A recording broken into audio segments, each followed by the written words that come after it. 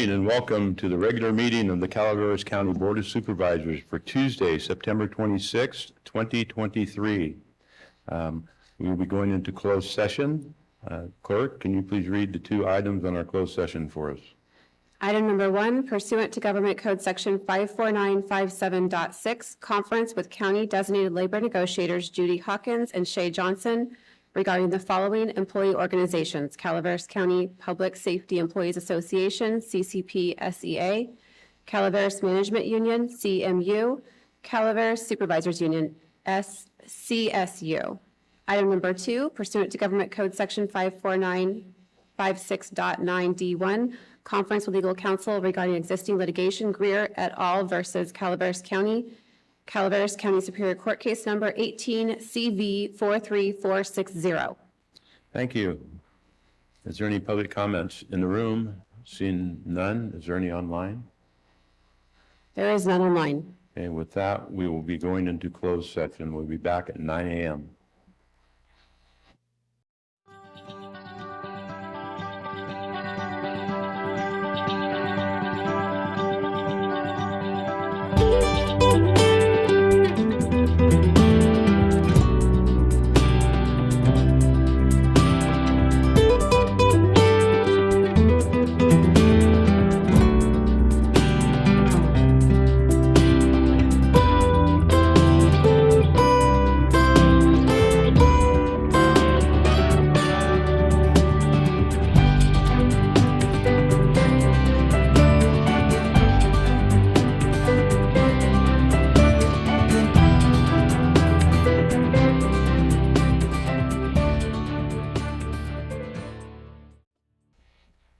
Good morning and welcome to the regular meeting of the Calaveras County Board of Supervisors for September 26, 2023. Please rise if you can for the pledge. I pledge allegiance to the flag of the United States of America, to the republic which stands one nation for God, indivisible, liberty and justice. And before we get started, I think Robin, Clerk, do you have an announcement to make concerning the Zoom? Yes, we're having technical difficulty with the Zoom attendee portion. So if anyone is on Zoom wanting to make a public comment, we have an alternative. When it's public comment time, I will put up a slide with a phone number to call in. Keep in mind, it might be a busy signal when you call in, so keep trying, or please come in person to make your public comment. Thank you, Robin. We had a closed session and we will have the clerk, Robin, read out. I actually neglected to give the clerk my memo, so I can report out. We will have county council report out then. There was no reportable action taken on either of the closed session items this morning. Okay, thank you. So we move on to the next item on our agenda, which is staff announcements. This is a time for county staff to provide updates of upcoming county events that may be of interest to the public. Do we have any staff member in the room? Corey. Good morning, Chair Toffanelli, members of the board, Corey Allen, Health and Human Services. I just wanted to draw the public's attention to a press release that we issued last week, alerting that COVID-19 cases have been increasing here in Calaveras County within the last month. And in fact, those case rates are more than 3 times what they were this time last year.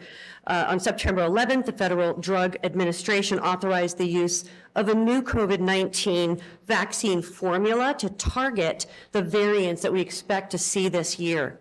Again, just as we've done in the past, I have advised people to go to myturn.gov. I want to make sure I get that right. myturn.ca.gov in order to have access to those vaccines. The Calaveras County Public Health Department will be requesting that variant, that particular formula, once they are able to be released. So just wanted to alert the public that we still believe in and support the use of vaccines to combat COVID-19. Second to that, we will be announcing later today that we will have a no-cost flu clinic. It'll be a clinic that will go to each of your board districts in the month of October, and so more details will be available later today. Thank you, Corey. Can we please close the door? Thank you very much. Thank you. Any other staff announcements? Judy? Judy Hawkins, Human Resources and Risk Director. I do want to invite the board to our health fair, which is this Thursday from 10 to 2, right out front. We have many of our internal departments will have tables to go over all the wonderful programs that we have here in the county. And then also we have all of our benefits vendors that will be here to give wonderful information to our employees prior to our open enrollment, which starts the beginning of October. We have goodies. We have a obstacle course that the top 2 times will receive $50 gift cards. And it's just a fun time for all, as well as Mark Twain has donated lunches. We will have a taco cart out here as well. So we hope to see everybody here at our health fair on Thursday. Thank you. Thank you, Judy. Any other staff announcements in the room? Seeing none, is there any online, Robbie? There is none online as far as I can tell. Okay. Okay. We'll move on to the next item, which is our consent agenda. The consent agenda items are expected to be routine and non-controversial. I'm sorry, we won't go on to the consent agenda. We'll go on to general public comments, I'm sorry. Thank you, Amanda. Any item of interest to the public that is within the subject matter and jurisdiction of the board and is not posted on the consent or regular agendas may be addressed during the public comment period. California law prohibits the board from taking action on any matter which is not posted on the agenda unless it is determined to be an emergency by the Board of Supervisors. If the public comment is completed before 30-minute allotted time period, the board may immediately move to the next order of business. If public comment is not completed during the allotted time period, it will be continued as the last item of business in order to provide opportunity for the remainder of comments to be heard. Are there any general public comments in the room?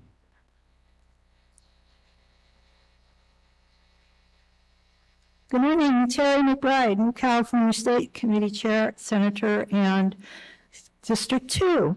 So we're already hearing about the new variant. I understand it's called the BA286. I have handed out a couple of thousand constitutions the last couple of years, and more people are understanding their constitutional rights. And I wonder if any one of you know the 9th Amendment. The 9th Amendment says, the enumeration in the Constitution of certain rights shall be constrained to deny or disparage others retained by the people, shall not be constrained to deny or disparage others retained by the people. Why? I think that would include forcing people to wear masks. I think that would include forcing people to social distance. I think that would include forcing people to shut down their businesses. So I'm wondering if maybe they're going to change the name of the variant to the, well, there's a presidential election coming up variant. Or how about the we didn't destroy enough lives or the economy variant, because that's what we're working on here, guys. And one of the reasons they were able to get away with what they got away with was the fear campaign. It was like no other. And they got local government to go along with it. Local people that I think might know better, but because there's a PSYOP campaign that scared folks witless. It was sad. It was very sad to see good people I know who walked around with fear in their eyes. And I have to wonder what happened to the flu, because apparently COVID-19 cured it. Because we don't hear about the flu anymore, do we? What happened last time is there was no information given out on how to prevent it. It's preventable and you can get through it. Lots of people got through it. I got through it. A lot of people can get through it. All you need is plenty of safe information. And here's the thing, between now and 3 years ago, you have people that are informed. 3 years ago, they didn't know, but now they do. You have good doctors like Pierre Corey, like Elizabeth Ease, like Simone Gold, like, Robert Malone, who actually created that so-called vaccine. And now they're going to want to know, what are the side effects? What is it that you're asking of us? And now all of a sudden, people are going to say, wait a minute, we have this wonderful thing called a Constitution and the Bill of Rights. And I would remind you, you took oaths of office to defend that. That's a powerful oath that you took. And I pray that you will remember it. And remember Jimmy Buffett, fabulous singer. When he died, he had his families with him. How many elders died without anybody? Who have died alone while their family cried on the outside and couldn't even go give them a kiss goodbye. I pray that does not happen again. Thank you.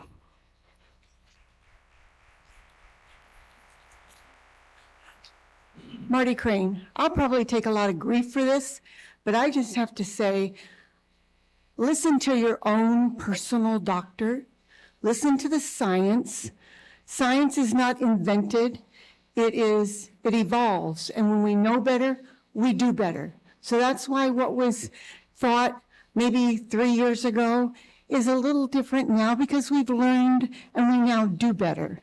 And it just bothers me that when we try to convince people to do this or to do that, when it comes to public health, it should never be a political football. Thank you.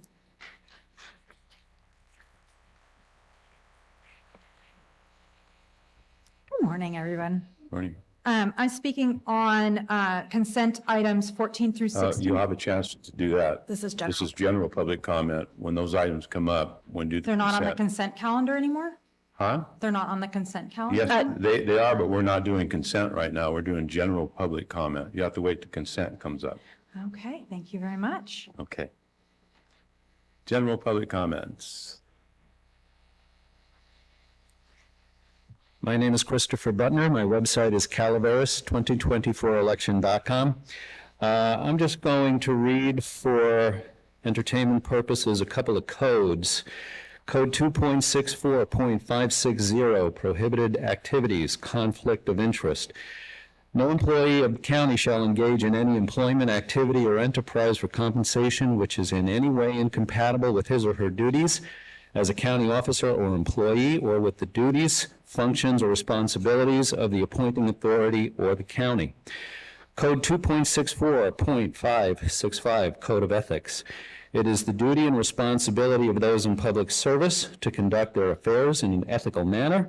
As such, those employed by the county shall, A, never provide special favors or privileges or accept favors or benefits under circumstances which may be construed by reasonable persons as influencing the performance of one's public duties. B, engage in no business activity which is inconsistent with the conscientious performance of one's public duties. C, never use any confidential information received in the performance of one's public duties for private profit or personal gain. D, never engage in outside activities that are incompatible with the objective performance of their duties or delivery of public service. E, treat all individuals encountered in the performance of one's duties in a respectful, courteous, and professional manner. F, promote only decisions that benefit the public interest. G, conduct and perform job duties diligently and promptly. H, faithfully comply with all laws and regulations applicable to the county and impartially apply them to everyone. I, promote the public interest through responsive application of public duties. J, demonstrate the highest standards of personal integrity, truthfulness, and honesty in all public activities. K, uphold these principles, being conscious that the public office is a public trust. Code 2.64.570, prohibited activities. I don't have the time to finish this, but it's all posted as the top blog post at my website, Calaveras2024election.com. Thank you.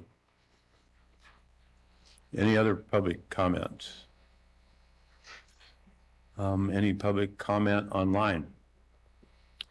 There are none online that I can see, and there are no phone calls coming in. Okay. Then we will move on from public comment. Now we will go to consent agenda.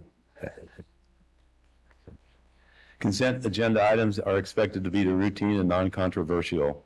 They will be acted upon by the board at one time without discussion. Any board member, staff member, or interested party may request removal of an item from the consent agenda for later discussion. And before we get going on that, there are 3 items that Judy has pulled off for further conversation. Those are items 14, 15, and 16. So they will be discussed after we finish with the rest of the consent agenda. Is there any board member wish to pull an item off consent? Chair, I don't wish to pull, but I would like to recuse myself from item number 9. Item 9. Okay. Is there any staff member wish to pull an item off consent? Not online? There's no one and nobody calling in. Okay, is there any member of the public wish to pull an item off consent? If so, please come forward. 9 and 10, please. 9 and 10. Any other items? Seeing none, I'll bring it back to the board. I'm open for a motion for the remainder of the consent without 9, 10, 14, 15, and 16. And so 9 is going to be pulled, so, okay. So I'm open for a motion. So moved. A motion by Supervisor Garamendi, a second by Supervisor Huberty. All in favor? Aye. Opposed? Passes 4-0 with 1 absent. We'll go to item number 9. Chris, you pulled this item off. You want to come up and... My name is Christopher Budner. My website is Calaveras2024election.com. Agenda 9 must be removed from today's consent agenda due to credible allegations of fraudulent misrepresentation and deceptive business practices by the Calaveras Visitors Bureau. On August 22nd, 2023, I appeared before this board with legal questions concerning the tourism promotion agreement being executed between the county administration and the CVB. My questions were ignored, and this board voted to approve the deceptively worded tourism promotion agreement. Board Chair Tofinelli signed the agreement soon afterward, derelict of his duty of office. Agenda item 9 indicates that this board plans to vote today to approve a resolution adopting the fiscal year 23-24 county budget for the distribution of transient occupancy taxes to the Calaveras Visitors Bureau. Again, I will ask you legal questions derived from credible allegations of fraudulent misrepresentation and deceptive business practices by the Calaveras Visitors Bureau. Does the county administration understand the fundamental and significant legal distinctions between a public benefit nonprofit corp and a mutual benefit nonprofit corp? Why did the CVB convert from a public benefit nonprofit corp to a mutual benefit nonprofit corp in 2021, and who instigated this conversion? On what date was the county administration formally notified of the CVB's conversion from public benefit nonprofit corp to mutual benefit nonprofit corp? Does the county CEO and county council understand the legal implications of transient occupancy tax revenue being distributed to a falsely represented nonprofit corporation, or that these public funds will now legally belong to members of a mutual benefit nonprofit corp? Who are the members of this mutual benefit nonprofit corp being funded with our public tax dollars? What is the date of the current bylaws of the mutual benefit nonprofit corp? What were the circumstances enabling the misrepresented tourism promotion agreement with the CVB, errantly signed by County Council Edwards, Board Chair Tofinelli, and the CVB's Board of Director President Morgan Gotche of a non-existent public benefit nonprofit corporation? Why is this legal and fiscal malfeasance occurring on your watch? The answer to the last question is, in a word, corruption. I demand this board remove Agenda 9 from today's consent agenda, rescind the CVB's tourism promotion agreement, and schedule a public hearing regarding credible allegations of fraudulent misrepresentation and deceptive business practices by the CVB. Thank you very much. Is there any other public comment on this item? Seeing none, I'll bring it back to the board. Does any board member wish to remove this item from the agenda? Hearing none, I'm open for a motion for item number 9. Moved. A motion by Supervisor Follendorf. Second. Second by Supervisor Garamendi. All in favor? Aye. Opposed? Passes 4-0, 1 absent. One. Oh, one dissension. 3-0-1-1. And also, Chair, if I could, I should have recused myself also from item number 10. You recusing yourself Yeah, from 10? yeah, please. Okay. We move on to item number 10. This is approve a resolution adopting the fiscal year 2023-24 county budget for distribution of transit occupancy taxes to the Calaveras Chamber of Commerce. Chris, you pulled this one again? Today's my day. My name is Christopher Butner. My website is Calaveras2024election.com. Agenda item 10 concerning transient occupancy tax distribution to the Calaveras Chamber of Commerce must be removed from today's consent agenda due to credible allegation of deceptively worded agenda item and backroom dealings between the Board of Supervisors and the Chamber. Before this board on March 14, 2023, I allege the Chamber's funding request was a mischaracterized board agenda item that was a pretext for a $50,000 gift from county transient occupancy tax funds. Derelict of duty to protect public funds in spite of my repeated vocal and written opposition statements between March 14th, 23 and today, the Board of Supervisors on June 27, 2023 approved $50,000 contribution to the Chamber from TOT revenue. Today I'm asking you legal questions derived from credible allegations of misrepresentation and backroom dealings. Does this board know that on March 4th, 2023, Deputy CEO Marcos Muniz, via email, expressed concern to the President of the Chamber, Sherry Royce, that the informational item inappropriately included a request for TOT funding? Does this board know Chamber President Sherry Royce responded by email to Deputy CEO Muniz's concern, informing him that he was encouraged by a few supervisors to mention the request in her presentation? Does this board know that on March 10th, 2023, Kathy Galino, County Director of Economic and Community Development, complained to Martin Huberty via text message that they can't ask for money during an informational item, stating she was really upset? Is the board aware that I published to my website a detailed analysis of the Chamber's IRS filings for 18 years, from 2004 to 2021, revealing an organization operating at a deficit for 10 of 18 years? Why did this board ignore my June 24th, 2023 written request to disclose the Chamber's 2022 and 23 financial performance as a matter of government fiscal transparency? Is the board aware of the glaring appearance of conflict of interests and loyalties, having 3 currently sitting supervisors as former leadership of the Chamber? Why is this legal and fiscal malfeasance occurring on your watch? The answer to that last question is, in a word, corruption. I demand that this board remove agenda item 10 from today's consent agenda, withhold $50,000 in TOT funds from the Chamber, and schedule a public hearing regarding credible allegations of misrepresentation and deceptive business practices by the Chamber concerning its funding request and the backroom dealings of the Board of Supervisors. My website is calaveras2024election.com. Thank you. Is there any other public comments on this item?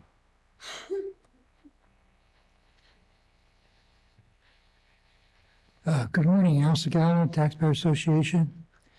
Thank you for the opportunity to comment on this item. I'm a Chamber member and have been for many, many years, and I do support the Chamber very much. There's principles involved in what go beyond accusations of graft or anything like that. The Chamber is a private organization. It's not a government body. As a private organization, it needs to earn its support from its own membership, or all of those, but not access to tax money. Tax money is a different kind of money. It's money that's taken by force from people. In the case of a transit auxiliary tax or sales tax, the money's taken and there's no accountability for it once the money's taken. And so the Chamber leadership is almost forced to become a quasi-political body to campaign with the Board of Supervisors or any other government entity that it wants to get money from. This does not make sense. We need to have accountability to the membership. And so I recommend that this item be pulled and reconsidered. Thank you. Any other public comment? Is there any online? There is none online as far as I can see, and the phone is not ringing. Okay, I'll bring it back to the board. Is there any, does the board member wish to pull this item off the agenda for today? Hearing none, I'm open for a motion for item number 10. Move. A motion by Supervisor Fallendorf. Second. Second by Supervisor Garamendi. All in favor? Aye. Aye. Passes 3-0-1-1. Okay. Move on to item number 14. This is a resolution from Human Resources. Adopt a resolution approving the side letter with Deputy Sheriff's Association, or the DSA, increasing base compensation for sheriff recruit trainee, Deputy Sheriff 1-2, Corporal and Sergeant. Judy, you pulled this item for discussion. Yes, good morning, Chair Toffanelli, members of the board. I did pull these items so that we could have a discussion over the reason that this item was brought forward. And so the sheriff has been before your board several times discussing the concerns over public safety, our high vacancy rates within the sheriff's department with our deputies. Right now it's almost like the arms race, who makes it to the moon first, who can get the most deputies among all of our neighboring counties. We have an extreme amount of law enforcement that is exiting that career field. And so with the labor shortage that we already have, and then those type of exodus, we are seeing shortages everywhere. We all have seen news articles where cities have had to declare local emergencies because they don't have enough deputies. So we are trying to get in front of a looming crisis with our deputies and make sure that we do have competitive wages compared to our neighboring counties and who we are losing our deputies to. Recently, Tuolumne gave a 10% increase for their deputies, and their MOUs are up here shortly. And so we are just trying to make sure we have the safest county that we can for our residents. And so that was the purpose of bringing this forward. We are in the middle of a class and comp study. I'm not saying that we don't have other positions that are out of line. We know that. We do have other positions we will be bringing to the board to speak to, but right now this is something that was very important to our sheriff, to the board, and I was asked to bring forward. Thank you.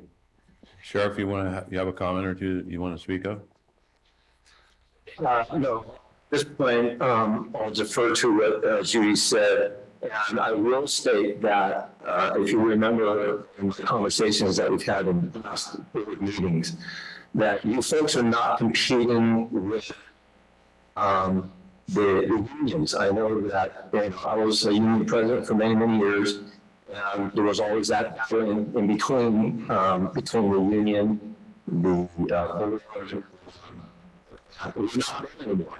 The problem we have now is the other counties and municipalities making their wages so high that we just can't compete. And if we don't do something to rectify that problem, we're not going to have any deputies to maintain the law and order on our streets.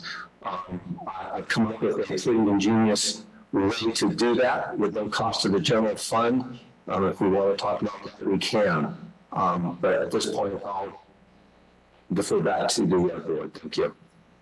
Thank you, Rick. I'll open for public conduct. Andrea, now. I will just speak on all three of the resolutions at once. I don't need to repeat the same public comment over and over. I don't like the sound of my voice that much. So good morning, everybody. Just when I think we're progressing a little bit and trying to build some trust, I remember this is Calaveras County, and gaslighting and playing by the rules is not part of the MO here. We were told in no uncertain terms that there would be no wage increases until the class and comp study was completed in January 2024. Furthermore, due to the dire budgetary situation the county was in, they would be looking at those who are most difficult to recruit first, meaning a classification could be far below the median, but they might not receive an increase because there was not enough money. I want to be crystal clear. We do not begrudge our sisters and brothers in the Sheriff's Department for their wage increase at all. They, like most Calaveras County employees, are overworked and underpaid. Where the CEO and the board fall short is thinking the Sheriff's Department alone is responsible for public safety. If we are serious about public safety, we need to look about raising the wages for all Calaveras County employees. Those who pave and plow the roads you drive on, those who protect the abused and neglected children and elderly, those who help those suffering from mental health crises and drug abuse, our members who assist the unhoused population, and those who have food insecurity. All of those workers are underpaid and overworked, and they all contribute to public safety. What I and the rest of the members of SEIU 1021 have come to say is enough is enough. We are sick and tired of you playing by a different set of rules and gaslighting us and gaslighting us when we call you on it. We are tired of getting the crumbs of what's left over, and we refuse to take it anymore. There are over 50 people that signed in here this morning. We are done. We are done. And we refuse to take it anymore. Thank you very much.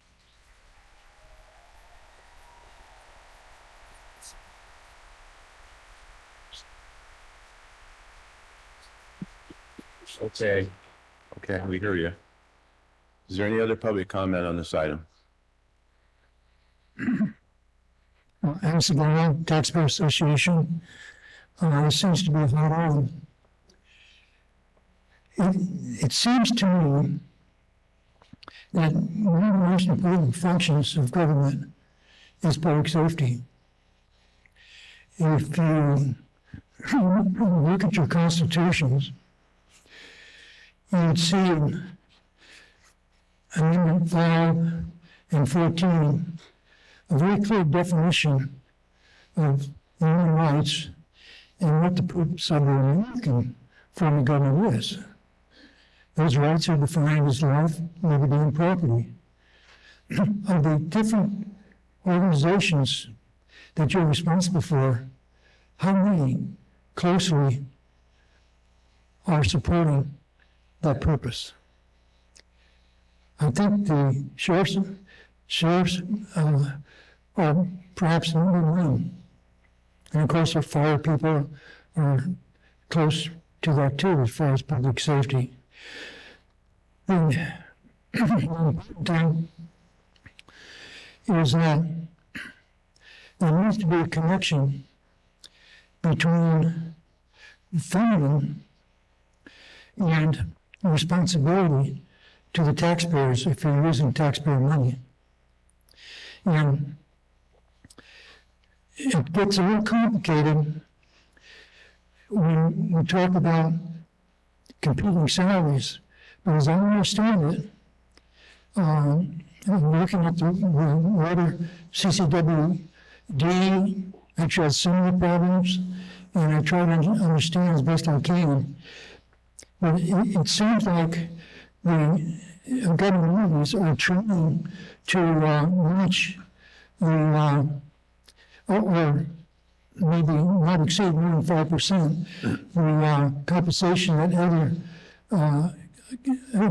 counties are doing of our type and size. If that's the case, then it makes sense that we pay enough money to these monthly people to keep them here, and so that we can provide these services in the future. If we lose our people, especially our key people, the consequences could go into years ahead and be disastrous. Thank you.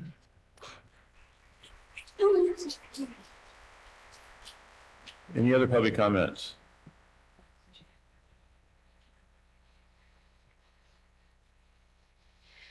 Hi, good morning.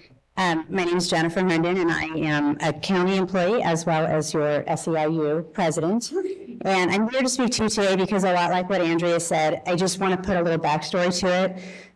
We have worked with the county, we've worked with HR forever, And we have tried to align with the needs and the wants and the capabilities of the county.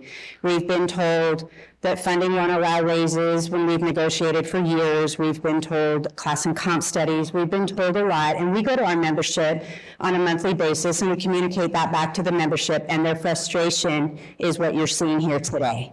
They feel like they are the stepchildren of the county. They feel that they are like a dog on a porch that's getting kicked. And we only have the message that we're given to give to them each month.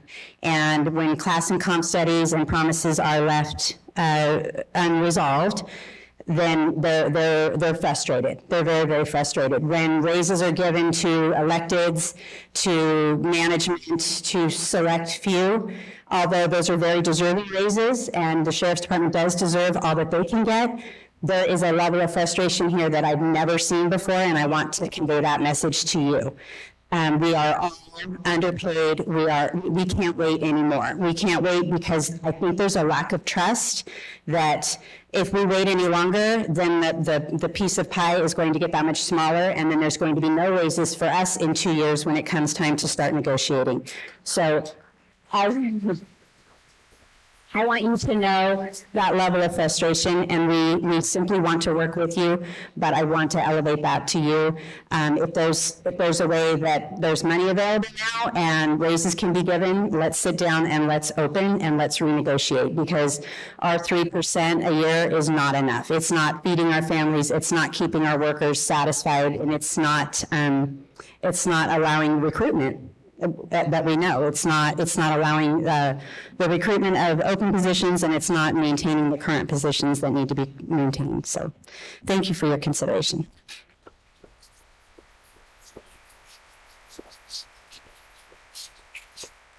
Any other public comments? Seeing none in the room, is there any online? There is none online that I can tell, and the phone has not rang at all. You what? There's no phone comment either. No? Okay. All right, I will bring it back to the board.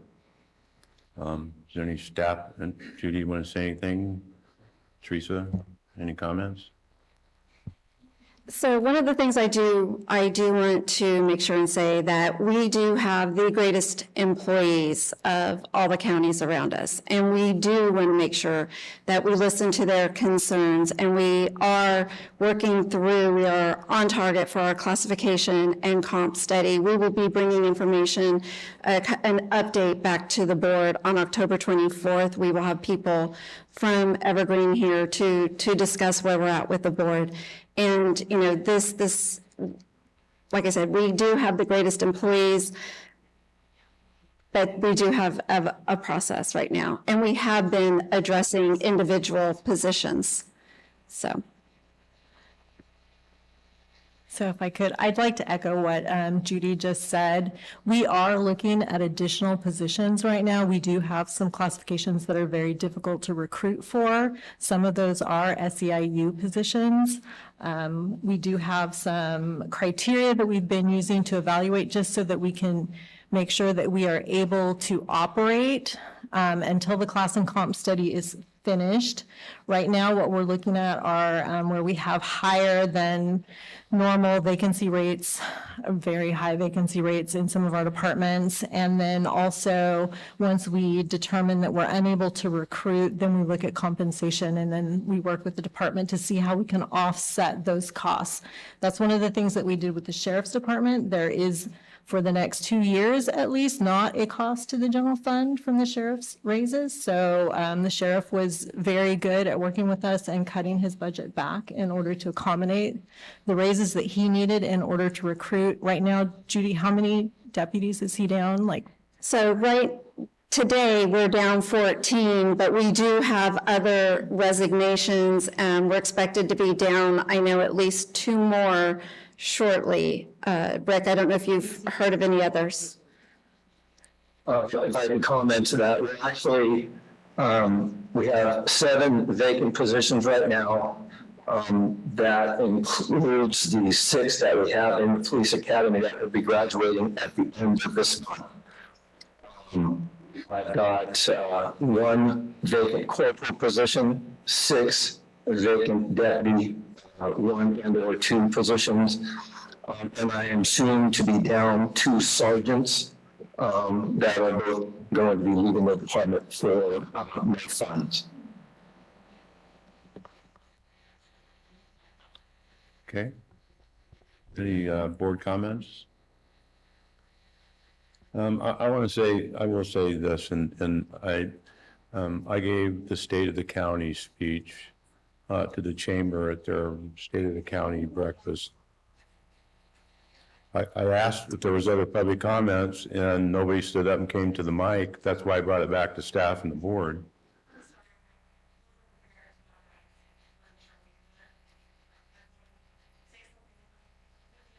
I'll give you an opportunity, but I'll tell you what, we're going to be doing items number 15 and 16 individually. So if you want to come up then, they're more or less the same, but we're doing it individually. You can come up then. And please, if I say any more public comments and I see none, then I go over to her online.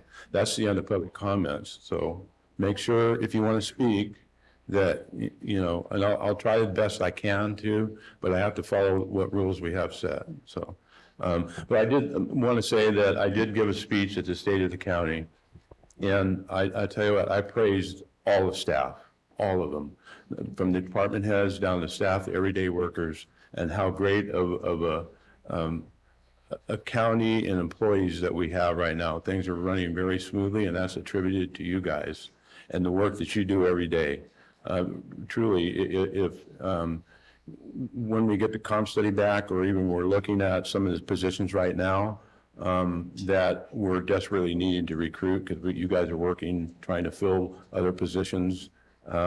We are trying to accommodate that, and when the comp study comes back, we will be dealing with you guys on that outside of your contract for crazy.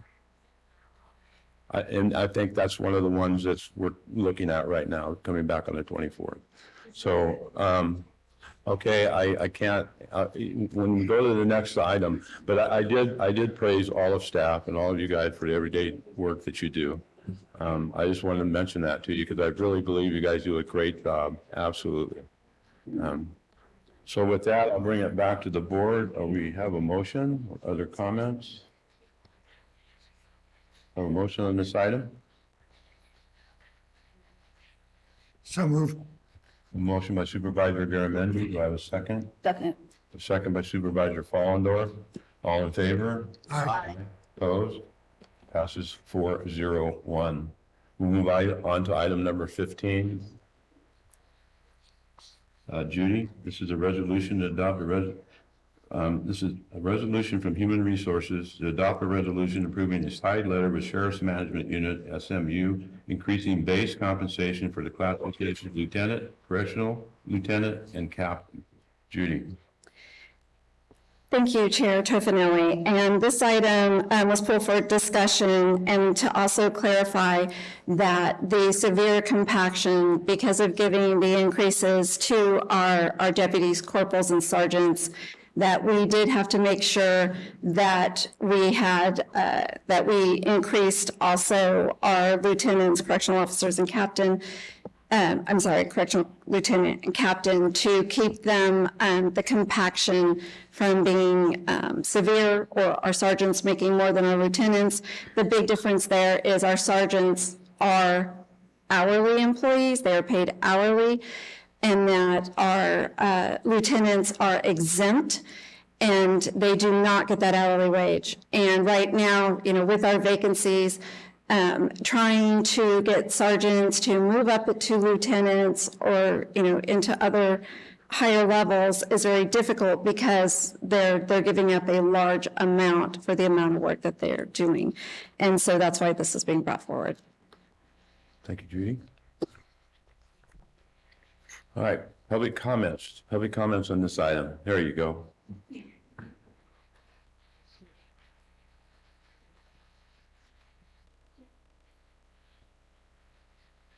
Sorry about that. That's okay. Hi, I'm Tracy Rendell, and I work with Health and Human Services, and I've been there for a little over 5.5 years. And I have seen our department go from fully staffed to barely making it, and our community is suffering because of it. We have very few people in our office working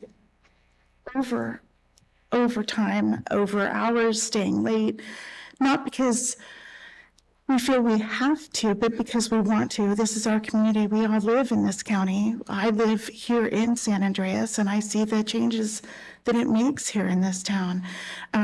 We are suffering not only in the county offices, but in this community, because we can't keep people here to do the work when they can go to McDonald's and flip burgers for $21 an hour, and they can't even get hired here. It's 1798, I think, is the hiring, and the stress level that comes along with this. Not only is our position in trouble, but our health and our mental stability that goes along with it, and the abuse that we take from the public when we can't do the things that we're supposed to do because we are shorthanded is extreme. And our office is in crisis, and I don't think people really truly understand what we're doing there and how it is suffering. Thank you.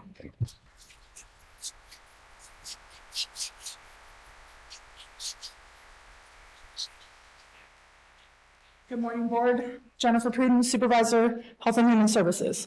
I'm here in support of all of our staff. I'm here in support of all of our county staff. Everybody is struggling right now. We're all struggling. I sat in front of you every May when we talk about CalFresh awareness. People in these purple shirts are in the federal poverty level, even though they're county employees. Let's talk about that, okay? They're still on Medi-Cal. They're still receiving CalFresh, and they're working for us. We have to do better. We have to do better for all of our staff across the board, not one department. That's all I have to say.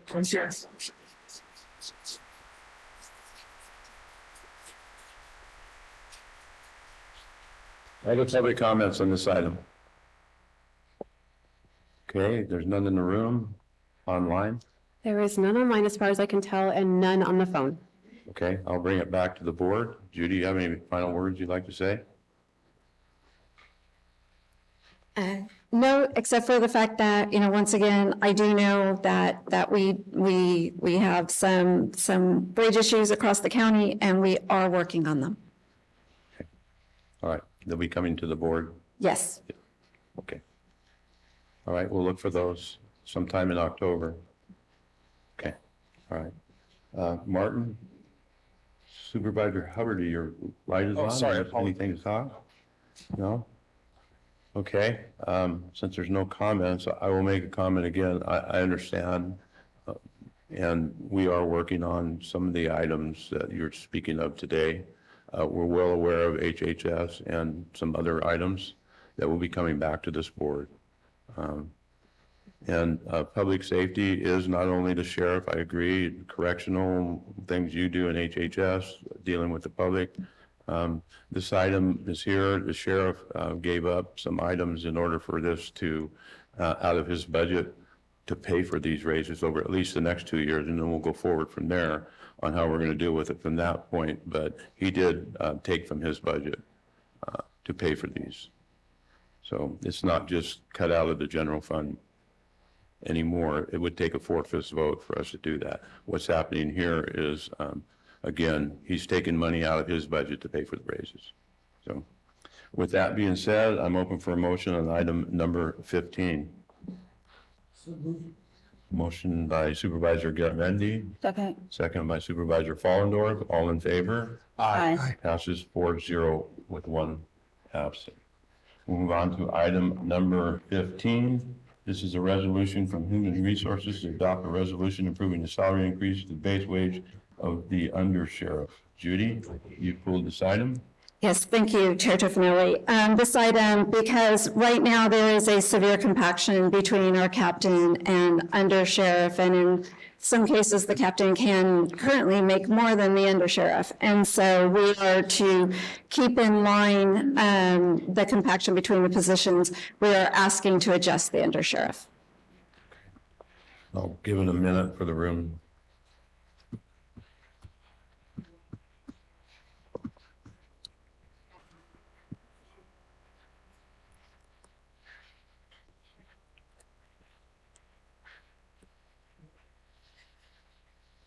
Okay, is there any board comments or questions on this item? Seeing none, I'll open it to public comment. Is there public comment on this item? Seeing none in the room, is there any online? There is none online, and there is none on the phone. Okay, I'll bring it back to the board. I'm open for a motion for item number 16. Move. A motion by Supervisor Fallendorf, Second. second by Supervisor Hovde. All in favor? Aye. Opposed? Passes 4-0, 1 absent. Chair Coffin, if I may. Yes. I was hoping I could say something before the SEIU folks left, but obviously I didn't speak up soon enough. I understand the county as a whole, all the other employees, we actually work, we work with HHS very closely, probation, the road department, when the snow removal times come, we work with them a lot. So I feel for all of those folks. I just wanted to let the other union, SEIU union, know, and all the other folks that work within the county, that I understand their concerns and I feel for them. And I know that you folks, with the class of comp study that's coming up, you'll make adjustments as you can, where you can. But as a department head in charge of public safety, which I understand was a good point about it, everybody is part of public safety, which we all are. But I needed, as your sheriff, to do what I could to stop losing personnel so that I could keep our streets safe today. So I actually went to the DSA, I went to the SMU union, and I talked to them and I said, hey, here's some things that I can give up, but it's going to impact you, being new vehicles that we're going to be giving up, and some other things that we've done so that they could get these raises to bring them up to where people are not going to want to leave this department. So they're the ones that actually stepped up to the plate and said, yes, we will go without these things. And so they worked with me so that I could go to you folks to say, look, here's what the sheriff's department is willing to do to get our folks the raises so we're not losing staff. We did a similar thing with the correctional technicians, the correctional officers, and our recruitment has gone through the roof. We're now gaining ground expeditiously in getting people hired so that our staffing rules are starting to go away there. I believe that this is going to certainly help our department as far as putting cops out on the streets, because there's a mental health crisis, and I understand the mental health workers are very, very good at their job. I've worked very closely with them when I was actually on the streets, but they're not going to go deal with somebody who's standing in a doorway with a knife or a gun without us there. So we need to have cops on the street. When the snowplow drivers are out there plowing snow, they call us to get the roads clear, get the cars cleared off of the roads so that they can plow the roads. They call us. So again, I'm not discounting the jobs that they do. I appreciate they're working with us, but they need to understand that I needed to do something because we're in such a crisis status right now for putting deputies on the street. And I'm still in the same boat with the dispatchers that are in their union. I have 12 dispatchers allotted to me. I've got 7 working because one of them is out on long-term disability. And it's hard to run 24/7 with 7 people. I've got patrol staff working extra to work in dispatch to keep the county going. So there's a lot more sacrifices that the sheriff's office personnel are doing that I don't think that the SEI union really understands. So I just want to be upfront with everybody that I understand their concerns, but I did what I needed to do to try and support my department, which in turn supports the whole county. So, thank you. Thank you, Sheriff. And we will move on from the consent agenda to the regular agenda. Do you need time to set up? Well, she's on Zoom. So this is a informational item. Receive a presentation from Mia O'Connell of O'Connell and Dempsey regarding federal agent advocacy on behalf of Calaveras County and provide guidance on county priorities for 23-24 legislative year. Mia, how are you? Supervisor, how are you? I'm good. Good. It's good to see you and good to see everyone today. Can you hang on 1 second, Mia? We need Absolutely. here. He's going to set up. Fantastic. Thank you. You good? Years old and I do things to be sorry. Okay, Mia, you're up. Okay, fantastic. I can't see everybody right now, I guess, because we're sharing the screen, but hopefully we'll get to that. Good morning. Thank you so much for allowing me to present today and for your support of our efforts together. I really appreciate it. Today I come before you to present the draft federal legislative platform for Calaveras County for your consideration and direction. The draft legislative platform is based on last year's platform, revised to reflect current conditions and a view of what opportunities lie ahead in the near term for the county. I know we only have a limited period of time, so I thought we would work from the executive summary of the presentation before you, rather than walk through the whole document page by page. In order for most of our time together to be dedicated to the discussion and direction by the board. So without any further ado, let's get started. And I do want to thank Chris for having the slides today so we could focus on the discussion. Further, what I'd like to do is to run through all of the priorities, then open up for discussion and direction if that works for everyone. Assuming so, let's kick it off. And on page 3 of the executive summary, we see the first priority issue of the board, forest management and fuels reduction. Of course, this is an area where, stemming from the Butte fire and before the county has been engaged in an aggressive effort to remove hazardous trees through its own efforts, and also under the Good Neighbor Agreement with the Stanislaus National Forest. This is the tree mortality program that the county is proceeding with for fuels reduction and forest management work on national forest parcels. And of course, the county will be paying for those activities by the Forest Service under our agreement.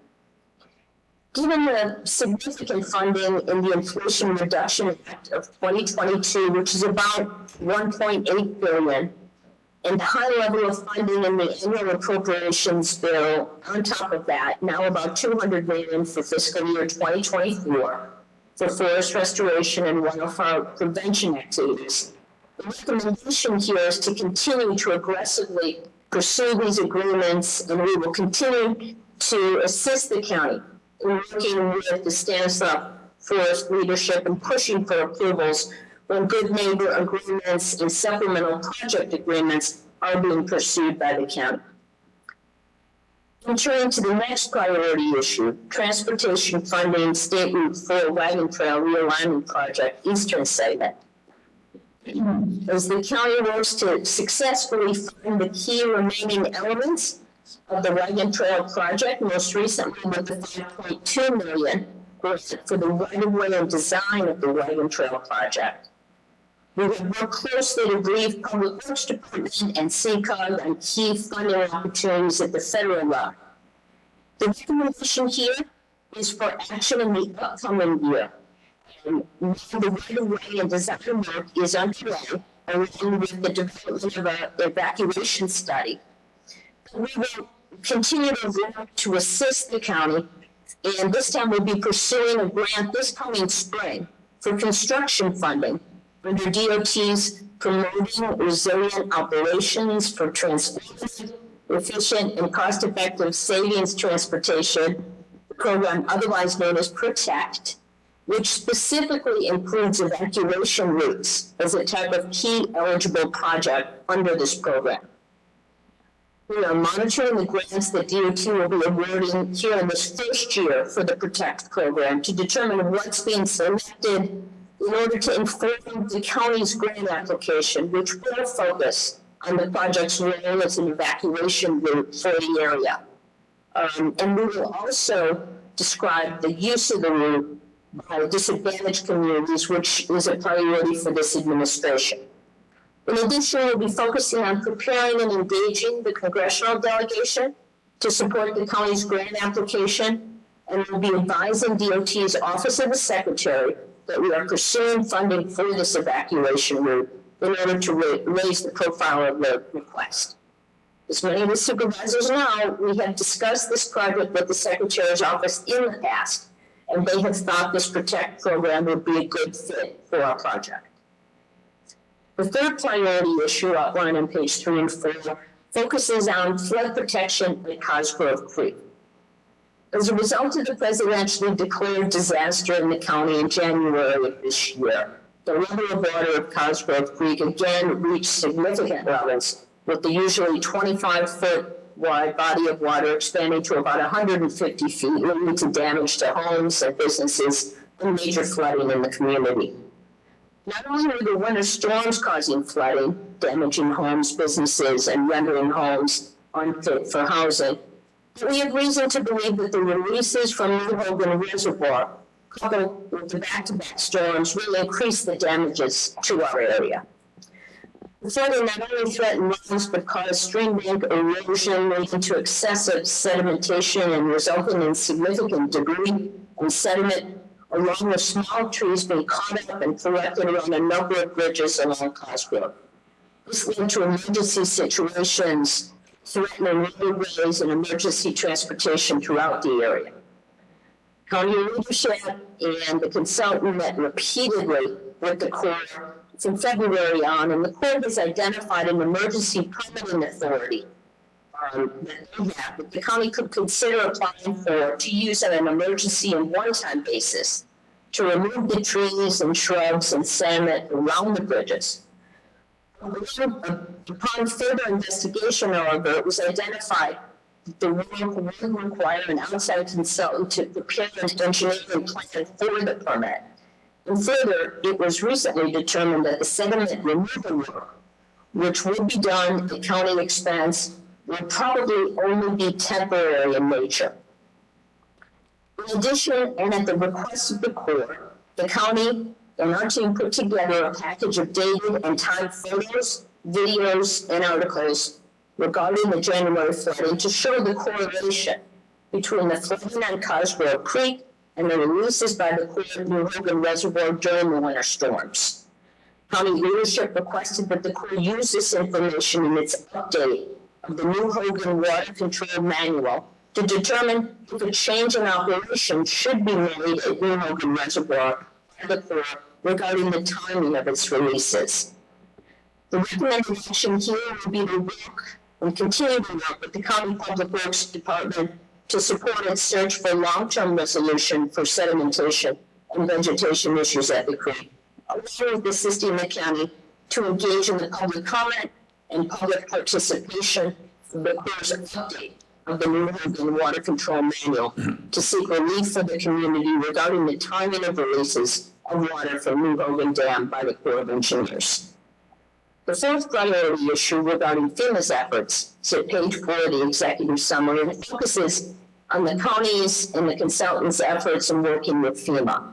In the immediate aftermath of the January storms, we worked closely with county leadership and the county's Office of Emergency Services to work to have Calaveras County added to the list of counties eligible for individual, then public assistance under the disaster declaration through our efforts with the congressional delegation.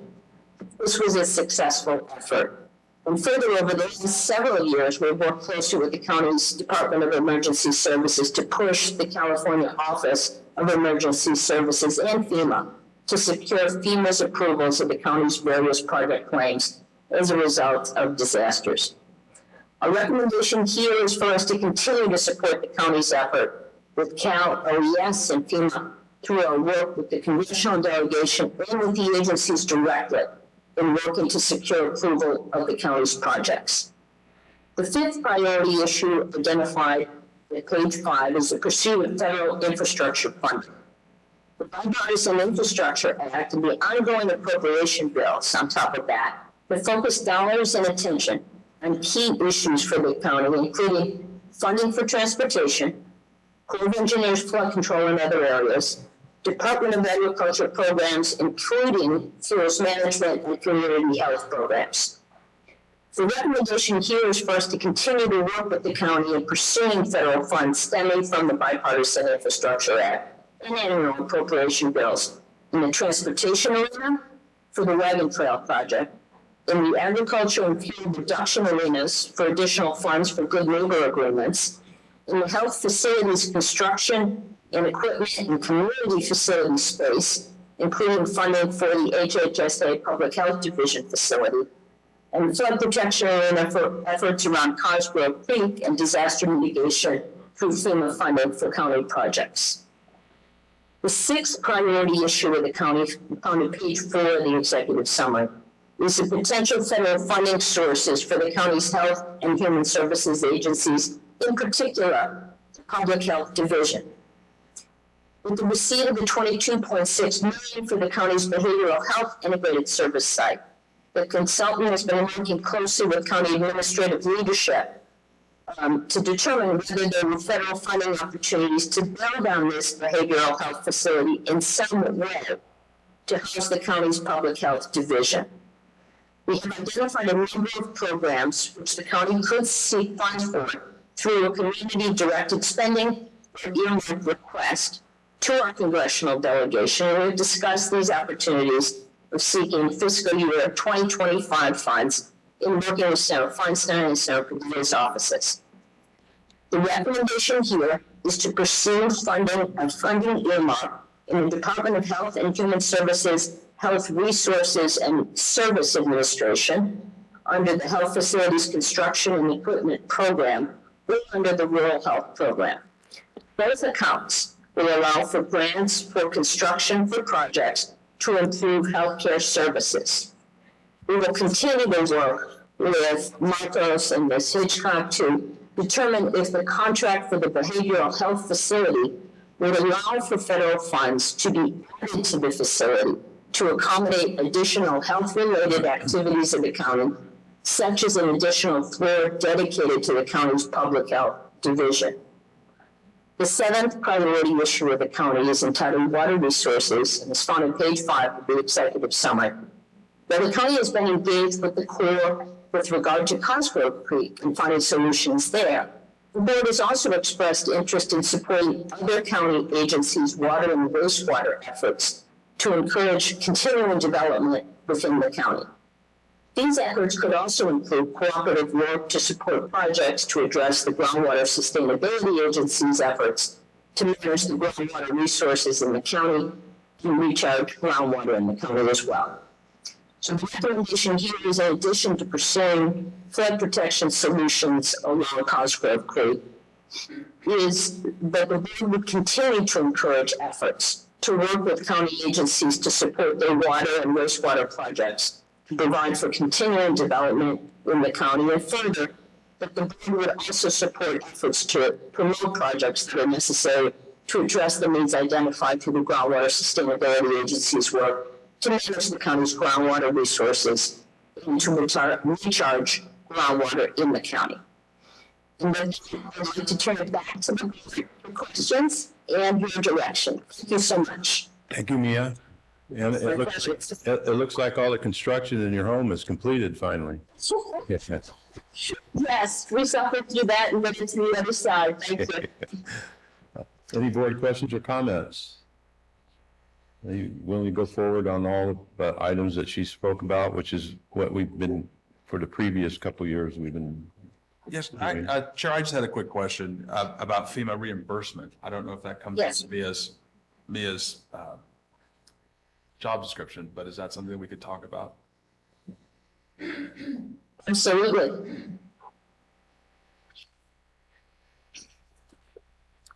I also had a question regarding the FERC licensing, if that's something that we could look for help with getting rid of the FERC licensing that we have with Utica. That was brought up. What's the question? Utica water, sorry, Martin. Go ahead. Okay. For the last, I don't know, it's been about 7+ years, Utica, which is Utica Water Power Authority, has been investigating numerous options to get out from under FERC due to with just such a small entity, the cost is just astronomical, and it just really burdening the agency to daily operations because of the FERC licensing fees and regulations, and it's just a huge chunk out of the membership, the JPA. So for those of you that don't know, Utica Water and Power is a JPA between the City of Angels and Union Public in Murphy's.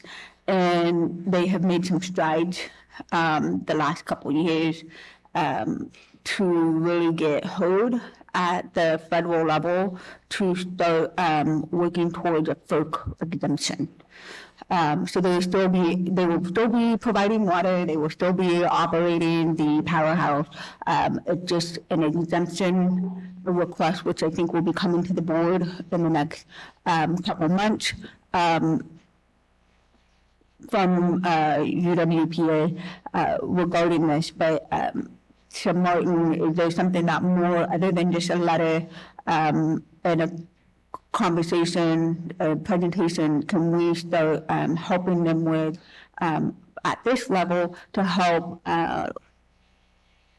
lobby and support the exemption of FERC? Supervisor Garamendi? I agree with Supervisor Hubbard and Frondorf, and that this is an important thing. And certainly because their projects are less than 3 megawatts, they should be FERC exempt. It's a legacy thing that came along with it. My only concern would be applying our limited resources with MIA to an organization that we're not a member of. That doesn't mean it's not important to our county. It just where does that sit on 7 items? I certainly would support a letter. And we met MIA through CCWD. We did. So we know how to work together with our public utilities. Maybe we can find out a similar method. I don't know. I think it's important. I just don't know how we do it. I don't think the intent is to use our contract with MIA to be lobbying for them, but if there's an opportunity under this section that just came up regarding water and supporting our not just GCWD, but all of our utility districts in ensuring that they know they're supported by the county. And when they come up, like, yes, we do support it, and we have a letter, here it is. But I don't think the intent is MIA going to be walking around knocking on doors. It's just making sure that we're covering all of the utility districts that are asking for support to leverage that that we're unified at that level, that we are working together, we do support them, and what do we need to do outside of a letter other than using our resources, but we're unified in supporting this endeavor for them. I agree, and we got Valley Springs, we got CPUD, we got a lot of needs in this county. Yeah. Martin, did I cover that? Yeah, that's perfect. Thank you. Okay, good explanation. Any other comments by the board? Seeing none, I'll open up public comment. Is there public comments on this item? Seeing none in the room, is there any online? Before you go, there's just one thing. It was kind of hard to follow because there was nothing written for the public to see. That was kind of hard to see and follow. So just a hint, we used to provide copies of things like that. All right, none online? There is none online and nobody is calling in. Okay, I'll bring it back to the board. There's 7 items here: forest management and fuel reduction, transportation funding, State Route 4 Wagon Trail Realignment Project, the eastern segment, flood protection, Cotco Creek, the FEMA efforts, federal infrastructure funding, potential federal funding sources, Calaveras County Health and Human Services Agency and Public Health Division, and water resources. Those are basically the basic 7 that we've had priorly. And so are we looking to give direction to continue in all 7 of these moving forward? Supervisor Hubbard? Yes, please. Supervisor Garamendi? Yes. Supervisor Fondor? And I'm a yes too. So Mia, we're all in the same going forward. I know some of these have taken a long time, or still taking a long time, and sometimes it gets frustrating. I know, especially dealing with the Cotco Creek one, dealing with different agencies, trying to get things done, and then trying to find the funding to do it. But I think if we keep at it, eventually we'll win and get things done. This year, we put funding in the budget that will clear the vegetation down all the way down to Silver Rapids, which will be a good benefit. But again, we're looking at a very wet winter with the predictions that are going on right now with El Nino.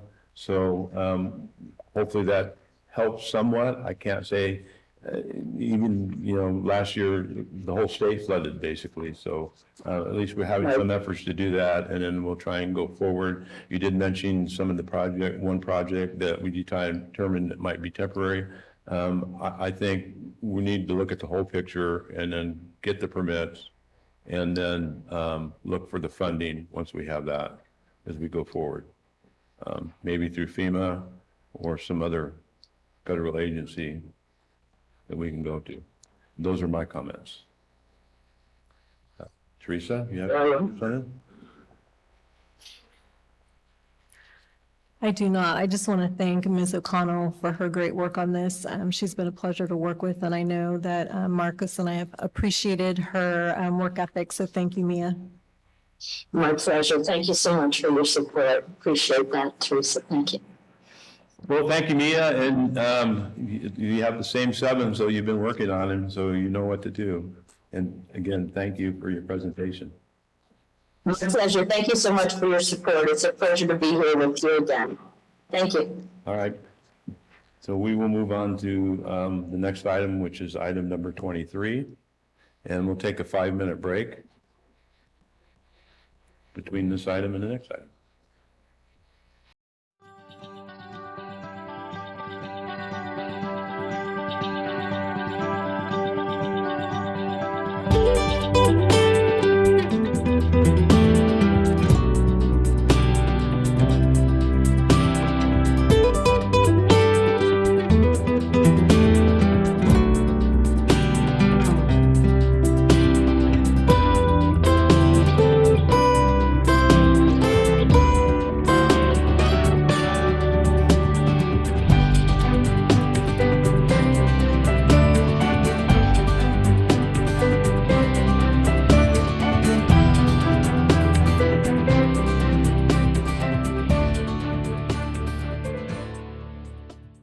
Back, and we're on to item number 23. This is an informational item from the administrative office, as we receive a presentation from Public Access Television. Jamie and Sarah, you guys are up. Good morning, Chairman and members of the board. My name is Jamie Andriola, and I'm the principal analyst in the administration office. And with me today is Sarah Armstrong Gardner, our Public Access TV program coordinator. Let's get started with talking about the history of public access. Public access channels are just what the name implies. They're channels for local public betterment and use.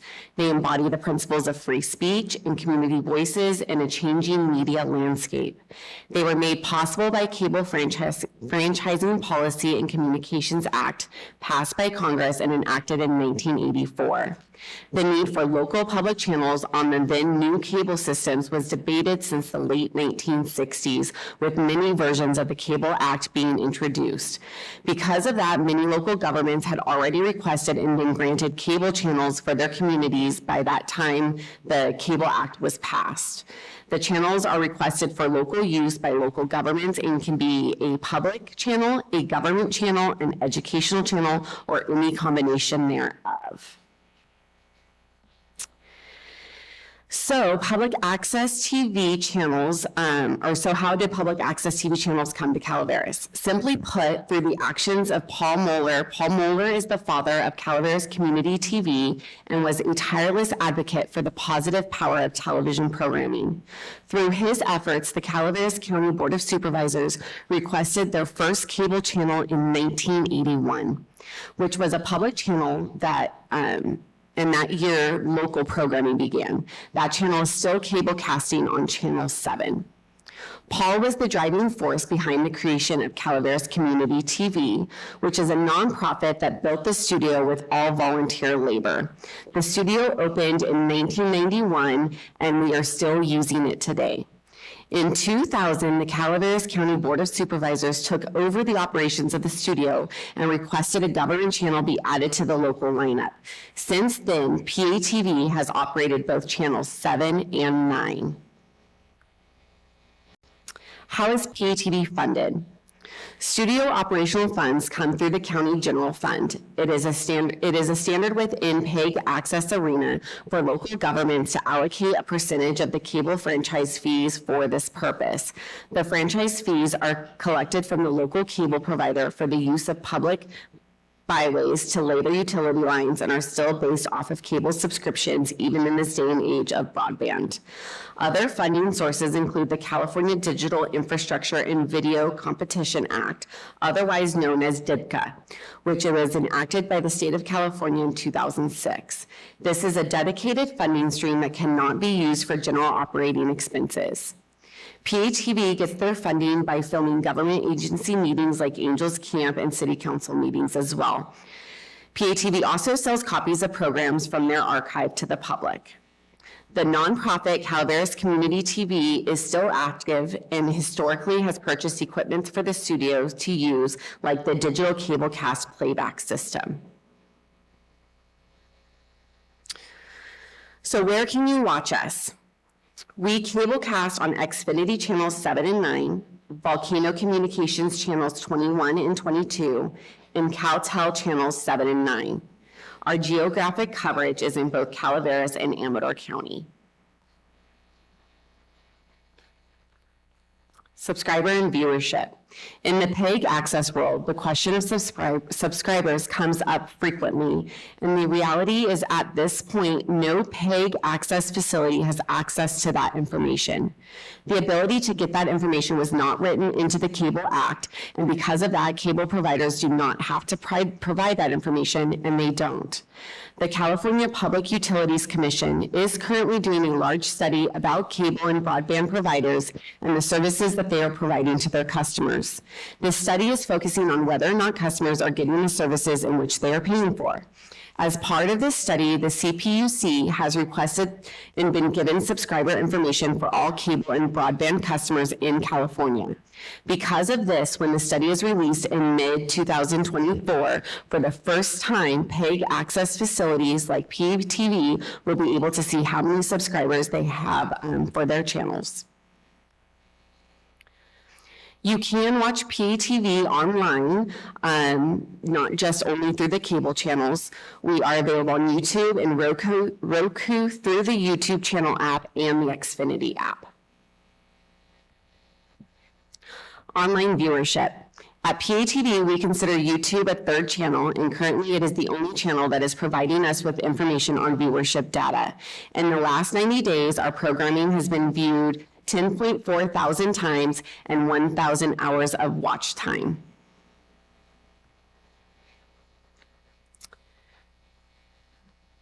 These next two slides are comparisons between YouTube viewer data for last year and, for February through May of last year and February through May of this year. It's a 90-day time frame. As you can see, the number of views on the channel has gone from 7,000 views to 10.4 thousand views. The watch time has gone from 701 hours to 1,000 hours, and the subscription rate has gone from 647 to 928.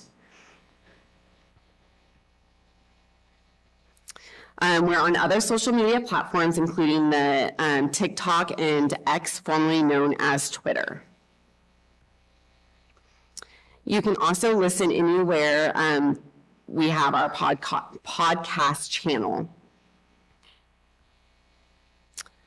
Other broadcast services. We have an average of 50 public service announcement titles that run between programs. These provide information to our community about events and happenings.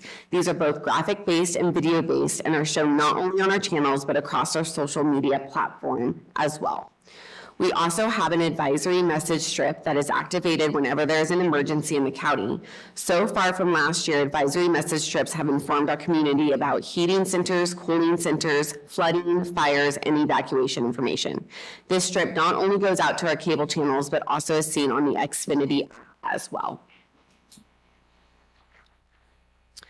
Closed captioning. Currently, we have an open captioning on all government meetings on our government channel. As technology advances and the price of closed captioning comes down, we are hoping to purchase new equipment in the future that will allow us to provide closed captioning over both channel streams.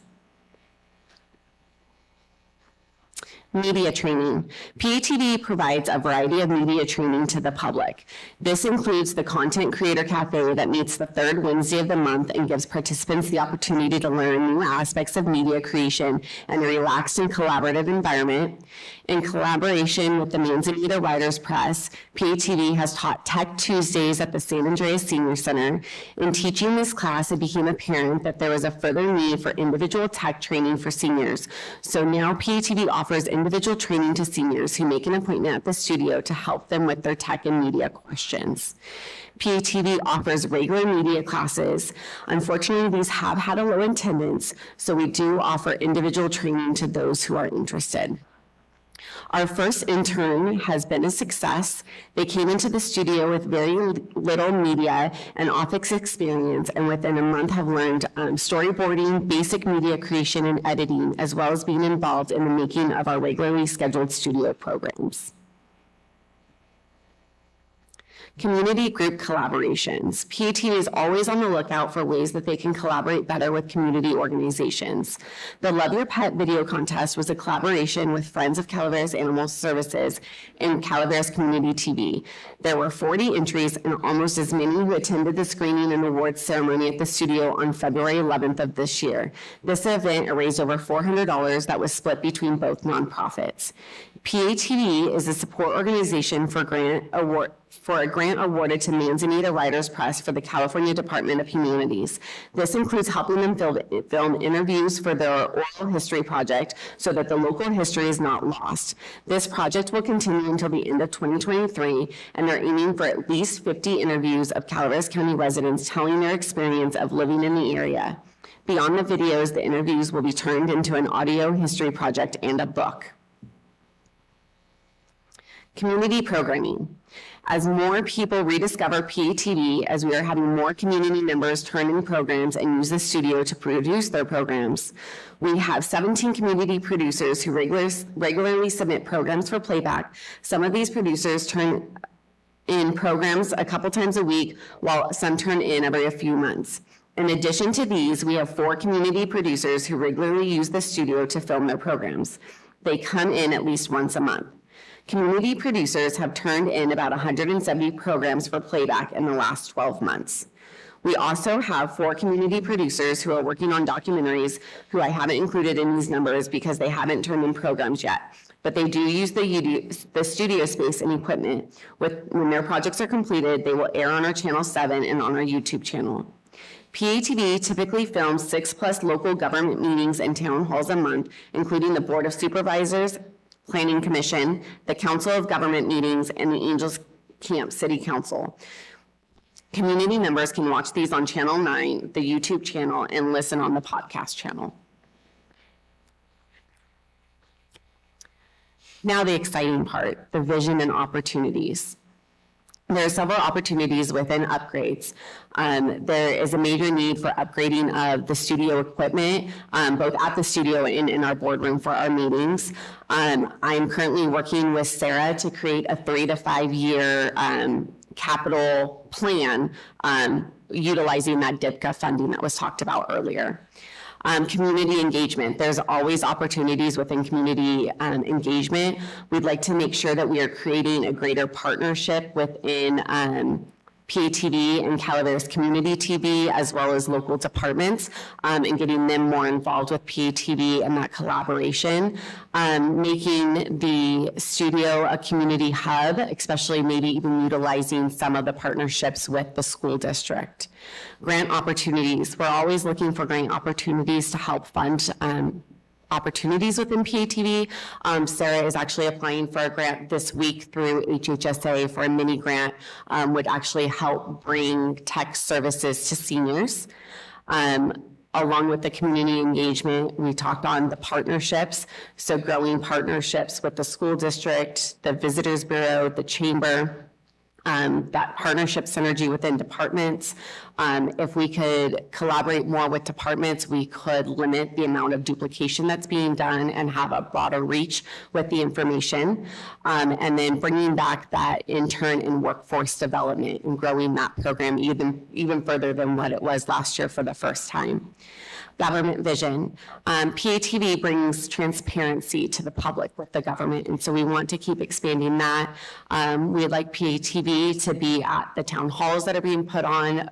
OES has done several of those. The Sheriff's Office does them. Having PATV be more involved with the outreach with our upcoming projects like Parks and Rec, and the things that economic development is doing as well. As we hone in on this vision and move forward, we'll have to look at staffing and what is needed in order to provide these extra services. And then something else we're dedicated for doing in creating that government partnership is to make sure that we are bringing back quarterly updates to the board and telling you about the things that PATV is accomplishing. At this time, I would like to give it over to Sarah for her to give you a little bit of information about her background and her vision and what she sees for PATV. I think. Here we go, I'm on. Hi, everyone. I'm Sarah Armstrong-Gardner. I'm very excited to be here. I love PATV. Sarah brought me on as a program coordinator, and I have now advanced into a full-time position. And I'm very excited about the future goals of PATV, especially with the education department getting youth back in. I first was introduced with CCTV back when I was in high school. I attended one of their workshops, and 20 years later, I'm back here. And yeah, so my goal is to really get more kids back in. My heart is really with the youth. I think we can turn it to our educational hub, a creative hub, where we can train these children, especially in social media and in YouTube and in broadcasting, and then advance them out to the world, and then hopefully come back to Calaveras County once they are trained. So yeah, so I'm very, very excited. Perfect. And we welcome any questions or comments from the board. Sorry, Jack. Thank you very much, Mr. Chair, and thank you, board members, for helping supporting bringing this presentation forward. I know it was a bit of a temper tantrum at the budget, and this is a compromise, and I thank you all for the indulgence. I also want to thank Jamie for taking literally hours last week to walk me through every single step on this. And while we did not agree on some of the very big stuff, I think we both agreed that we're trying to figure out what's best for the county, and there was good direction. So thank you very much for taking that time. Sarah, thank you. You know, it's no secret, this is my 7th budget. We're closing up we closed up today, and I brought this up every budget. The good news for my board members is there's only one more budget you have to hear me complain. And then I'll be on my way. But I continue just to bring up the same points, and I don't expect anything to change. But the money that we put into this, which is roughly, how much general fund, Jamie? Marcos? I lean on Marcos. This year, it is just under $205,000.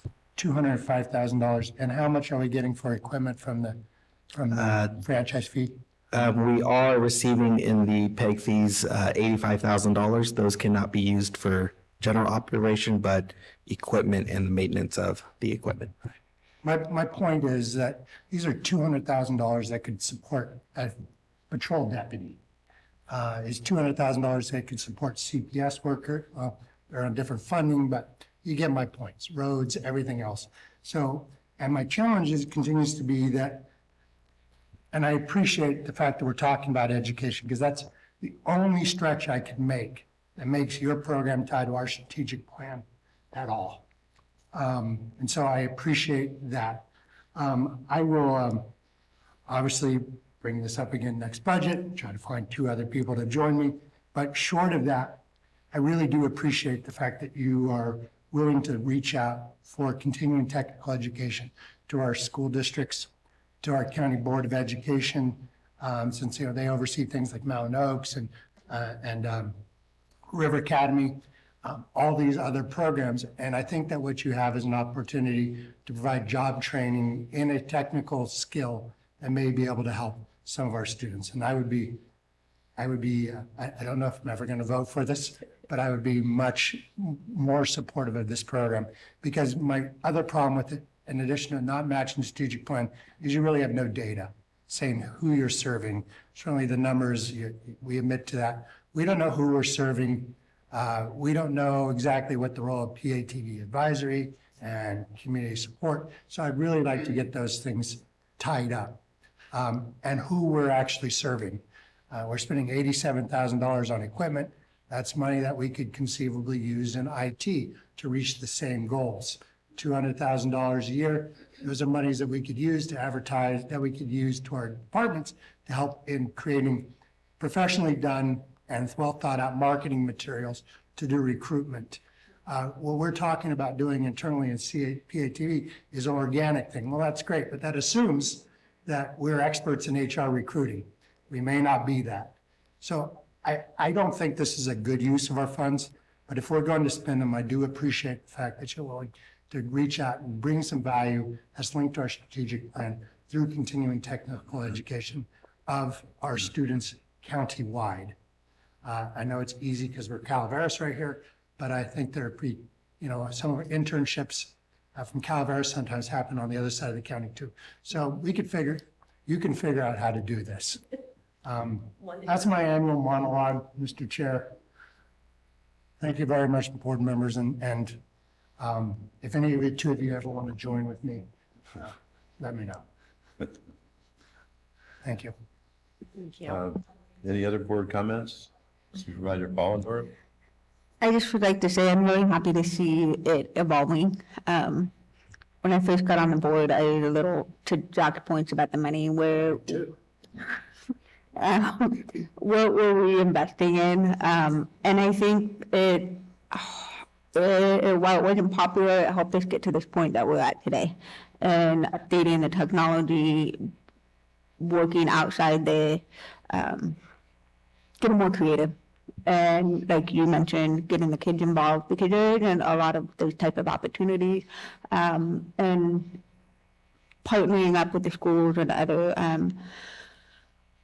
organizations is a good thing. And with all the tech issues, we have a high senior citizen population, and so it's nice to hear that they're getting support, because I'm sure that as technology is advancing, they're going to be needing more and more of that challenges, and they're going to need that support. But overall, I just thank you for showing up to my town halls to make sure my constituents are seeing what I'm saying at my town hall, as well as recording the board meetings, and just being open to exploring other options to make this viable in the future. Supervisor Hubbard. I just want to say thank you. I've used the equipment multiple times. I've obviously, you guys have helped us out with interviews, and as Supervisor Follendorf was saying, with town halls, et cetera. I see the work that you do, and I'm happy that you're there, and thank you. Thank you. I continue to support this PEG TV number of years. I think it's a good thing. A lot of people in my district tell me they watch it. Just over the weekend at 2 fundraisers, I was told that they watched the last couple of meetings. Several people have said something to me. So I think the viewership, there may be what you're saying here from the YouTube may be outside, but I think if we start getting the numbers and like you said, in February 2024, we're going to see that it is viewed here. And it's a very good service to our constituents that may not be able to, some of them work right now, not be able to tune in and watch what's going on in the county and being updated. Their opportunity is to go to any other accesses, which on here, I got to say, there's one other access that's not listed here, and that's you can go to the county website, Board of Supervisors, go to their agenda, and click on, and it'll come on. You can view it there too, also. As another additional spot that you can pull it up and look at it afterwards. I got to commend Susan, who's here every time. She does a great job filming us. I'm all in favor, and I had this conversation with Susan just the last meeting that we had, that yes, I'm in favor of upgrading all of that equipment, because and I think you're going to get more students there, because right now the equipment we have, if they're trained on and they go to get a job somewhere else, that equipment's not even, they're going to have no idea what they're looking at because they're trained in something that's from the 90s. And so I think it's a big benefit for them. These kids that will be training, and we've had a lot in the past. We did have a large number of students before COVID and other things that were training and coming in there, and they used it later on in life. I can name a couple that made some movies that were trained there. Some of these kids that we're providing this opportunity to, it may be $200,000, Supervisor Garamendi says, but those kids may not have the funding and probably don't have the funding to go to college.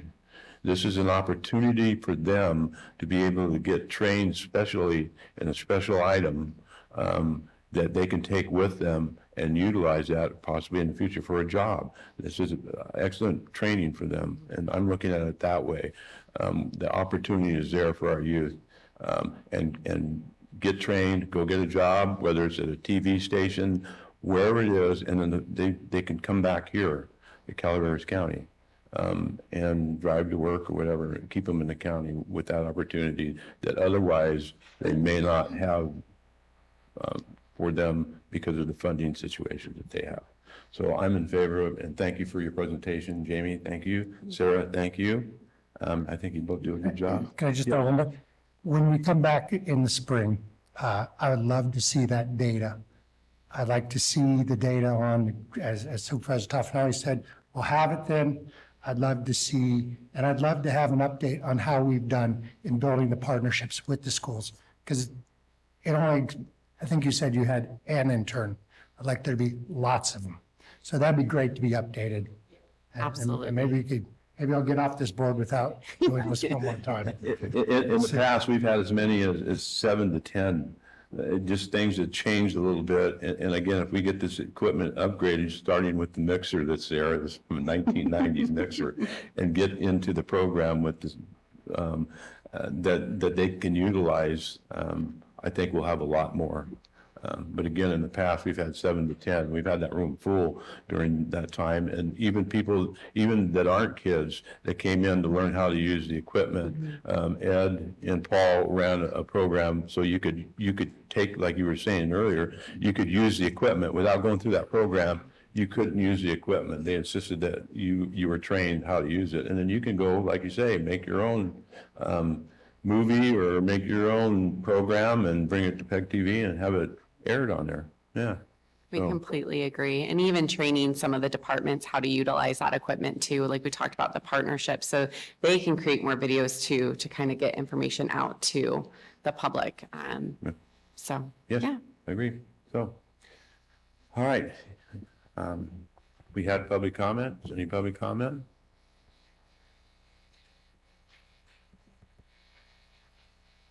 Marty Crane. This is one of the gems in the Calaveras County Gold Country. I haven't always gone there regularly, but I've always struggled with technology. I do not have a personal IT department like you do. Like people who are in business, they have an IT department. People like me, there are thousands of us out there. We have no place to go. Charlie, husband and I, before he passed, we thought, well, we'll take a class on computers. We went, and back then it was like $40 a piece. So we went there. When we left, we knew nothing more than we knew when we came. It was a waste of money. But when you come to the TV station or to the senior center or wherever they're holding a class, you learn on your instrument. And then if there's something a little more, you can make an appointment and go there and they help you.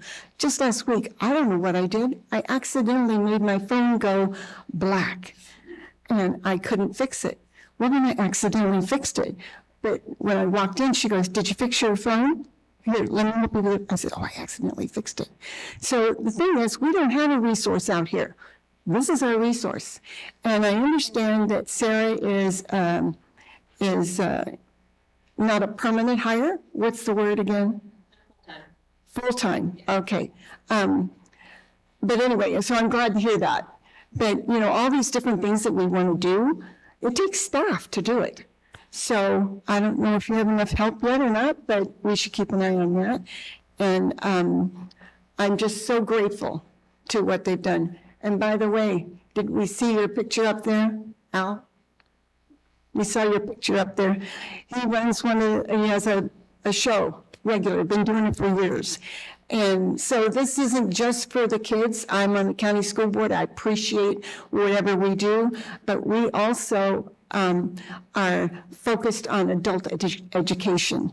And this is big. This will help our adults, our seniors, everybody that didn't grow up in the technology age, will help them to be more productive in the community. And all these young people that are learning these things, they may make a career of it, but they can also go and help with all the events and the people in the community that are doing great things, because most of them are run by people that don't have tech backgrounds. So kudos. Thank you. Bring it on. House of Gallon Taxpayer Association, and also the host of Taxpayer Alert. I've enjoyed having a program. It's always a challenge. But two things I noticed. This studio has run flawlessly. Every program turned out perfect. There's no mistakes that are not caught. And so the public has the opportunity to see some good quality TV. In the case of Taxpayer Alert, I was taught at the beginning to be very kind to our guests because we like them to come back. And one of these guests are actually our supervisors who support the program itself. And one of the things that we do in Taxpayer Alert, we ask the guests to come up with 5 items or questions that we be sure to cover.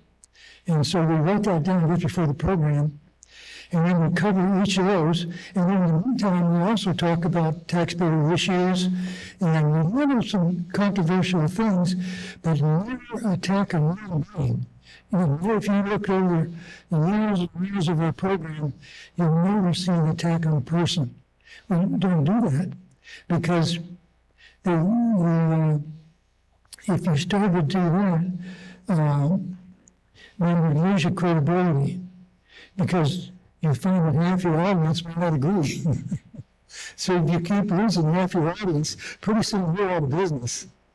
And so one of the people that has done such a good job is Susan. She's not only a great technician, she's also involved in public interest activity herself, and she was a guest on Taxpayer Alert explaining about that. And The program is really enjoyable for me. I'm really thankful for Sarah and Susan, and also the Board of Supervisors who's been supporting us. Have a great day. Any other public comments?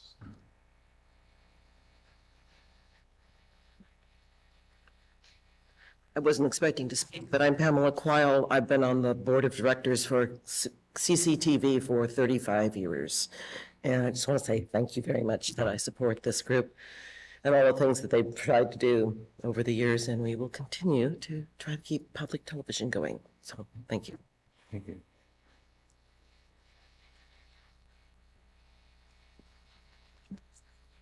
Good morning, all. Kathy Topo, Common Ground Senior Services. Thank you, Gary, for mentioning the senior population. This is a lifeline to those guys. In addition to seeing all your pretty faces every other week on the supervisors meetings, they get, as was mentioned before, COG meetings, city council meetings. This keeps our seniors connected to what is going on in our county, especially our homebound seniors. But I want to talk about a couple of other things that they have done for the senior population. We have personally worked on a grant together to do videos called Enhancing Your Life at Home. It was 5 video series that we put on tablets and gave to seniors, and they could get out and do these things that were on it. Senior moments are also videotaped and put on. Calaveras Senior Network provider meetings. You know, this is a meeting where all the senior providers come together, talk about what their services are, gives that information out to the public. We've done elder abuse conferences, caregiver conferences that have been videoed and placed out there for people that couldn't attend. They do dance for Murphy Senior Center, The Doctor is In, Stay Vertical Calaveras, and again mentioned Tech Tuesdays. The importance of being able to get the disaster information out there as quickly as these guys do. You know, sometimes during COVID, our senior population only had these guys. So I understand everything that Jack said about the youth, but we have 4 times more seniors in this county than we do youth. So thank you. Any other public comments? Seeing none in the room, is there any online? There is none online, and there is no comments on the phone. Okay. We'll bring it back to the board. Is there any final comments by any board members? No? Thank you guys for your presentation, Jamie and Sarah, and yeah. Well, next time you come back, hopefully have information to sway Jack onto the good side.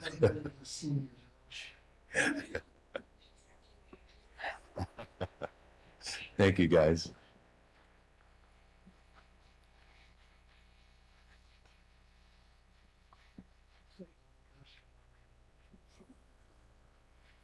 All right, we'll move on to the next item. This is supervisors' announcements.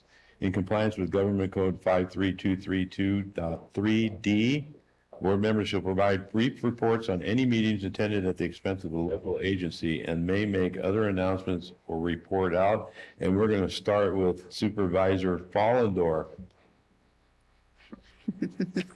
Last week, I attended the ICOC annual conference. I stood in for Supervisor Garamendi at the board meetings. One of the biggest things, I don't remember, that came up during the conference was, or one of the highlights was outdoor recreation, primarily on bike. So we had a wonderful presentation by a gentleman, I can't think of his name right now. Anyways, he did a great presentation explaining the connection to community with biking, and not just biking, but also skateboarding and getting people outside and connected and building a community out of that. Which leads me to the next item, which I did not report at the last meeting because I forgot, and the chairman reminded me. The COG recently received the grant for Bike and Ped, $300,000 for planning, which I think would really go hand in hand with what the board direction is for a master plan for recreational.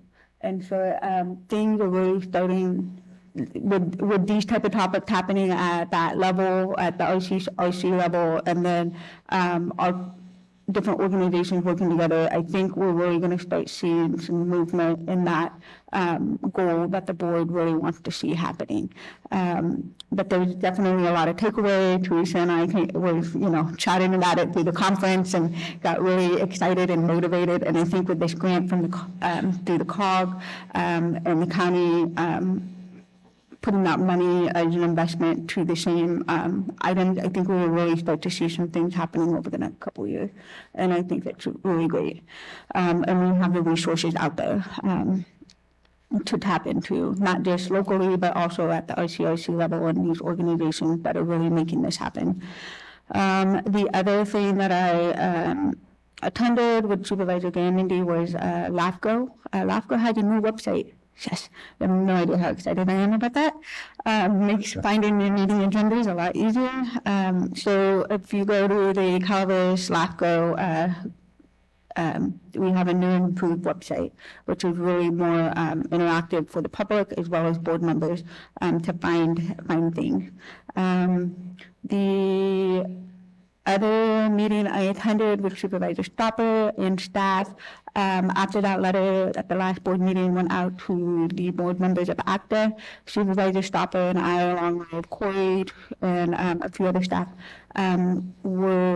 attended kind of a let's get on the same page sort of thing with the ACTA chairman and two of their board members.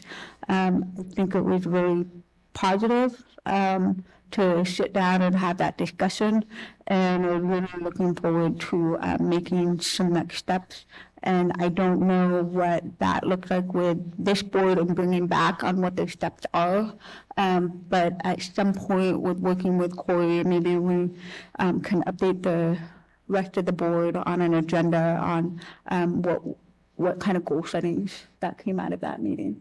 But I think that letter, the board coming together and getting that to ACTA really started the next steps of conversations that really need to be had. And at the end of the day, it wasn't about, it's not about taking money, it's how can we better collaborate so we understand what our, how our investments, how these dollars are investing back into our community, and we can better collaborate with the organizations and with each other going forward. So, and I think that's it, right? Yep, okay. Supervisor Garamendi. Thank you very much, Chair. Since our last meeting, I think of things that are important. I attended the public health fair that was put on up at West Point, and there was a tour that came up to Railroad Flat. I'd like to thank all the staff and public health for putting that together. It was a great show. I know you're part of it as well, Supervisor. And it was a great show, and it's just always great to get people up country to West Point and see all things that are going on, from installing baby seats to handing out sunblocks and good water. I mean, it was everything in between. It was just really. Thank you, everybody, for putting that together in our community.